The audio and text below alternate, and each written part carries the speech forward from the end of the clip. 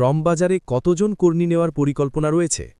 আজকের ভিডিওতে আপনি জানতে পারবেন A to Z সম্পূর্ণ আপডেট, গুজব নয়, বিশ্লেষণ সহ বিস্তারিত আলোচনা।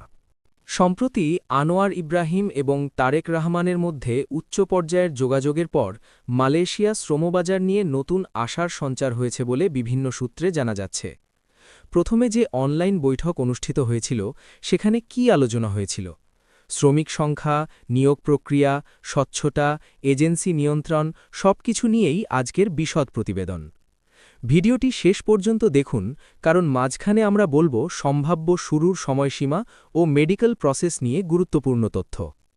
সম্প্রতি বাংলাদেশ ও মালয়েশিয়ার সংশ্লিষ্ট উচ্চ পর্যায়ের প্রতিনিধিদের অংশগ্রহণে একটি অনলাইন বৈঠক অনুষ্ঠিত হয়। বৈঠকে শ্রমবাজার পুনরায় চালু, নিয়োগ প্রক্রিয়ার স্বচ্ছতা, এজেন্সি মনিটরিং এবং কর্মী সুরক্ষা নিয়ে বিস্তারিত আলোচনা হয় বলে জানা গেছে। সূত্র জানায়, বৈঠকে প্রধানত তিনটি বিষয় গুরুত্ব পায়। ১. নির্দিষ্ট কোটায় শ্রমিক নিয়োগ। ২. সরকার অনুমোদিত এজেন্সির তালিকা সীমিতকরণ।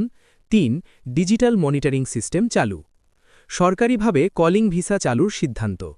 দুই দেশের পারস্পরিক সমঝোতার ভিত্তিতে কলিং ভিসা সরকারিভাবে চালুর নীতিগত সিদ্ধান্ত গৃহীত হয়েছে বলে সংশ্লিষ্ট মহল জানিয়েছে। এই সিদ্ধান্তের ফলে প্রাইভেট অনিয়ন্ত্রিত নিয়োগ কমে এসে কেন্দ্রীয়ভাবে তদারকি বাড়বে। বিশেষজ্ঞদের মতে এতে অতিরিক্ত অর্থ আদায় ও দালাল চক্রের দৌরাত্ম্য কমবে। তো আপনারা অতক্ষণ ধরে যেটার জন্য অপেক্ষা করছিলেন যে কোন এজেন্সির মাধ্যমে আবেদন করলে ভালো হবে, সেই এজেন্সির লিস্টগুলো কোথায় পাব? তো আর অপেক্ষা করাবো না, চলুন একে একে দেখে নিই সেই বৈধ এজেন্সির তালিকা। ১. এ গানি ওভারসিজ লিমিটেড, RL নং 2296। ২.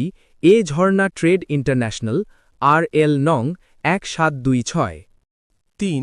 খায়ের ইন্টারন্যাশনাল, RL নং 2235। ৪. এটি ইন্টারন্যাশনাল, RL নং 2455। ৫. A1 ইন্টারন্যাশনাল, RL নং 861। মেডিকেল কার্যক্রম কবে শুরু হতে পারে? শ্রমবাজার চালুর ঘোষণার পরপরই মেডিকেল টেস্ট শুরুর প্রস্তুতি নেওয়া হবে। সম্ভাব্য প্রক্রিয়া: সরকার অনুমোদিত মেডিকেল সেন্টার নির্ধারণ, ডিজিটাল রিপোর্ট আপলোড ব্যবস্থা, সরাসরি ইমিগ্রেশন যাচাই। মেডিকেল পরীক্ষায় অন্তর্ভুক্ত থাকবে রক্ত পরীক্ষা, এক্স-রে, ড্রাগ টেস্ট এবং শারীরিক সক্ষমতা যাচাই।